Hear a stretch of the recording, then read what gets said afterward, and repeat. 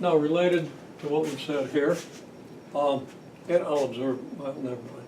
Okay, related to what we said here, we can construct the graph of A times f of x minus h plus k from f of x. Every point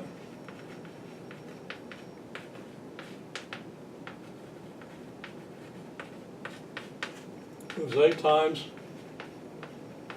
as far from the x-axis. On the other side of the x-axis,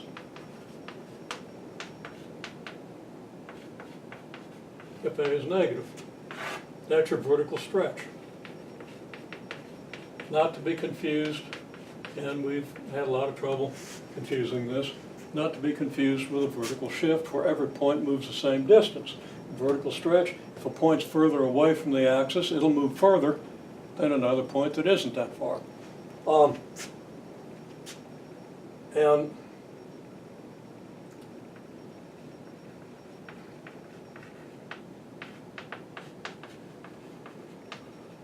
every point then moves h units in the x direction. That's your horizontal shift, and k units in the y direction. So, for example, on this graph, if we start with the graph of y equals x squared,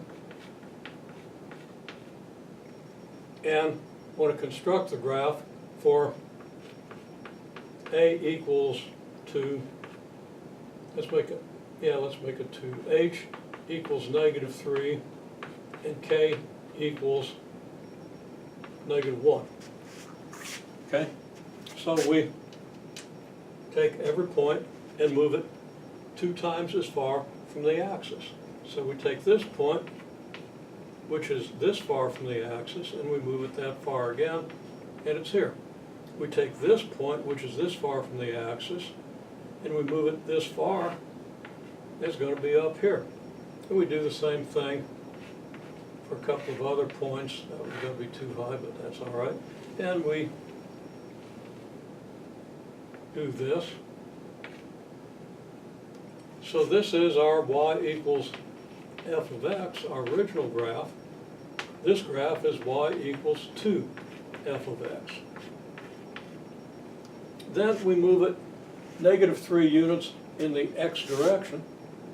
And it's going to get a little clumsy because of where I labeled these, but I'm pretty bad about doing such things. Okay, so every point's going to move 3 units to the left.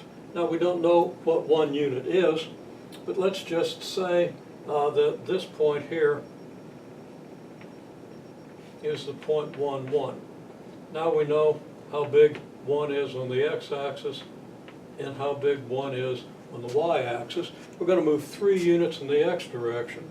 So we go 1, 2, 3. That moves us out to about here. The point at the origin, and this vertex should still be at the origin for reasons that you should understand, moves over here, 3 units. And if we want to use the same points as before, well, the point we get after the stretch, this point has to move 3 units. So it's going to end up about here, and this point has to move over 3 units. It might end up here.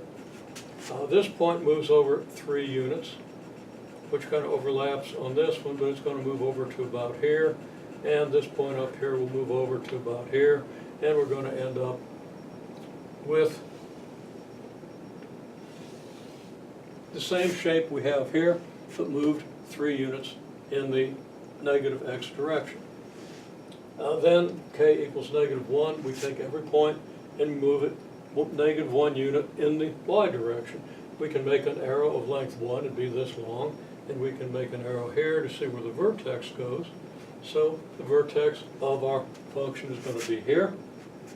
And then we move every point down 1 unit. This point will end up here. This point might end up about here. This point will end up here. This point will end up about here. And now we have the graph of our transform function. That's something went haywire, I got a glitch in it there, but you understand the process. And the function is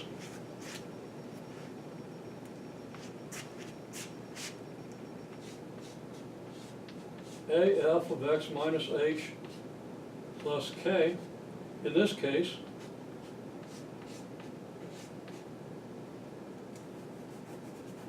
stop and think, A equals 2, A is 2, f of x minus negative 3 plus negative 1, which is 2f of x plus 3 minus 1, and f of x